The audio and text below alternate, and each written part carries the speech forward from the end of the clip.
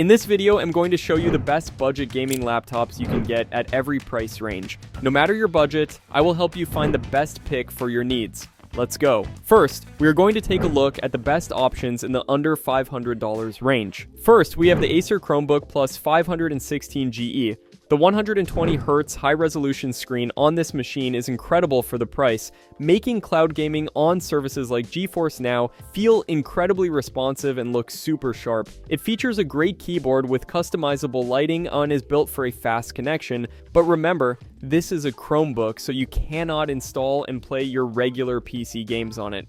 If you have a rock-solid internet connection and you're committed to cloud gaming, the display on this absolutely crushes the other two, but it's a complete non-starter for traditional gamers. Next, we have the HP Victus 15. This is the only laptop in our lineup with a proper dedicated graphics card, often an NVIDIA GeForce model, which let me actually install and run titles like Valorant and Apex Legends at good frame rates. The trade-off for that gaming horsepower is usually the display, which is a more basic 60Hz panel that looks noticeably less colorful and smooth when put side by side with the Acer. If your goal is to play a library of games you own directly from the hard drive, the Victus 15 is without a doubt the one to pick, but you are giving up that premium screen to get that performance. Finally, we have the Lenovo V15. To be blunt, the V15 is an office laptop that struggles to keep up in a gaming discussion, as its integrated graphics could barely handle anything beyond the simplest and oldest games at very low settings. I found the screen to be the weakest of the bunch by a wide margin, with washed out colors and limited viewing angles that made for a pretty poor viewing experience.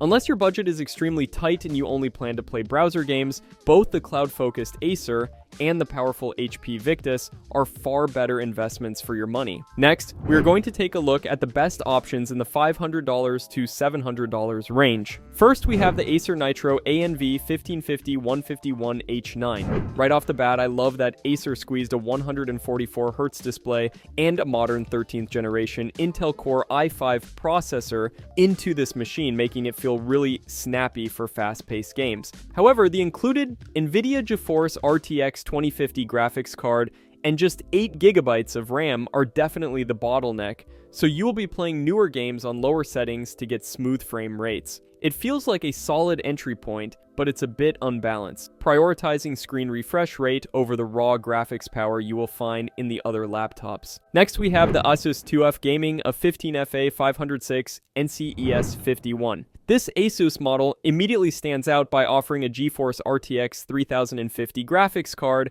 which gives it a clear performance advantage over the Acer for getting higher frame rates in most games. Like the Nitro, it is held back by only having 8GB of RAM, but the overall build feels a bit more durable, and the keyboard is generally quite comfortable for long gaming sessions. You are getting a more powerful graphics chip here, and it shares the same great 144Hz screen as the Nitro, making it feel like a more balanced gaming machine for the money. Finally, we have the MSI Thin GF63. The big story with the MSI is its NVIDIA GeForce RTX 4050 graphics card, which is in a different league than the other two, especially with features like DLSS 3 giving you a massive performance boost in supported titles. However, to get that powerful chip into this budget, I noticed some trade-offs. The chassis feels more flexible, and the cooling system has to work really hard, so expect more fan noise under load. While it delivers the best pure gaming power by a long shot, you are sacrificing some build quality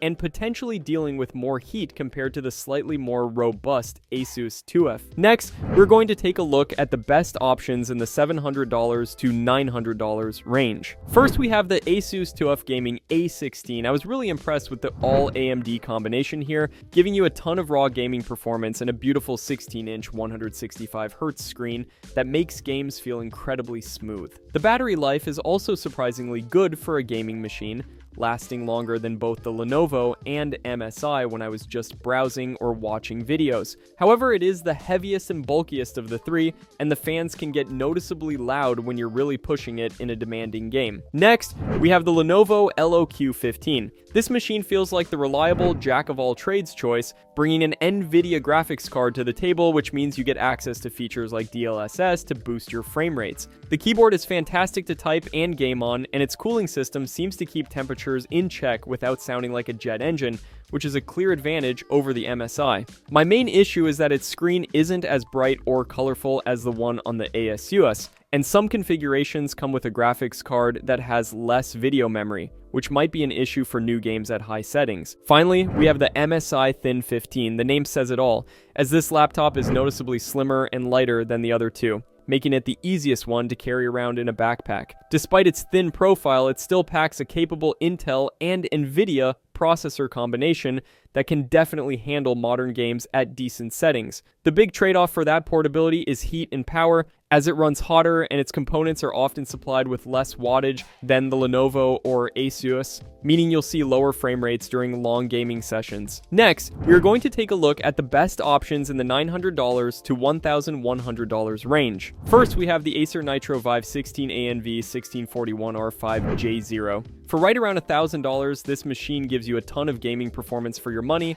packing a very capable AMD Ryzen 7 processor and a surprisingly potent NVIDIA RTX 4060 graphics card. The 16-inch screen with its 165Hz refresh rate makes gameplay feel super fluid, but I found the overall build is entirely plastic, which feels a little less sturdy and premium compared to the Asus. While the cooling system does a decent job keeping the internals from getting too hot during long gaming sessions, the fans can get quite loud, and you'll definitely notice them when things heat up. Next, we have the MSI Cyborg 14. This laptop is all about style and portability, featuring a unique translucent chassis that really stands out, and it's by far the lightest and easiest to carry of the three. That smaller 14-inch form factor comes with a trade-off, as its RTX 4050 or 4060 runs at a lower wattage, giving you less raw graphical power than the larger Acer for performance in demanding games. I thought the keyboard was surprisingly good for a compact laptop, but the screen itself was a bit dim, and the colors felt washed out, especially when I put it side by side with the Asus. Finally, we have the Asus TUF Gaming A14. This one feels like it's trying to be the best of both worlds, offering the portability of the MSI, but with a much bigger focus on premium features and power. The absolute star of the show here is the display, which is a gorgeous 14-inch quad high definition plus panel with a 165Hz refresh rate and amazing colors that easily beats both the Acer and the MSI. You're getting a durable, military standard certified build quality and a high-performance Ryzen processor, but all that power in a small frame means it tends to run hotter and louder than the other two, which is the price for that premium experience. Next, we are going to take a look at the best options in the $1,100 plus range. First, we have the MSI Katana A15 AI. This machine packs a brand new AMD Ryzen AI processor and an NVIDIA RTX 40 series graphics card, giving me some really solid and stable frame rates in the latest titles at high settings. The screen, however, is a standard 15.6-inch Full HD display running at 144 Hz, which feels a bit small and less vibrant compared to the larger screens on the other two laptops here. I also noticed that while the keyboard is pretty good, the cooling fans get noticeably loud when the action heats up, and the all-plastic build feels the most budget-conscious of the bunch. Next, we have the Acer Nitro 16. The first thing I noticed was the fantastic 16-inch 165Hz screen, which has that taller 16:10 aspect ratio that gives you more screen space and makes games feel much more immersive than on the Katana. Performance-wise, it's a beast for the money, keeping up with the ASUS thanks to its potent processor and graphics chip, and the cooling system does a great job managing heat without being overly distracting. My only real complaints are that the design is a bit plain and the keyboard felt a little soft for intense gaming, plus the battery will have you reaching for the charger fairly often. Finally, we have the Asus TUF Gaming F16.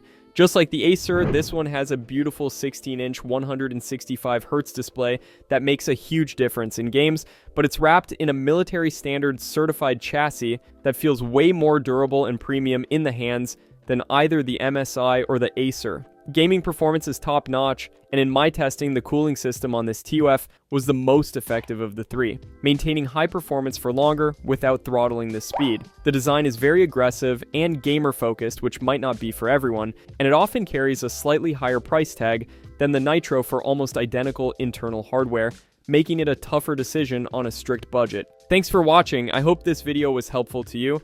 If you found this video to be helpful, leave a like and subscribe for more videos like this in the future.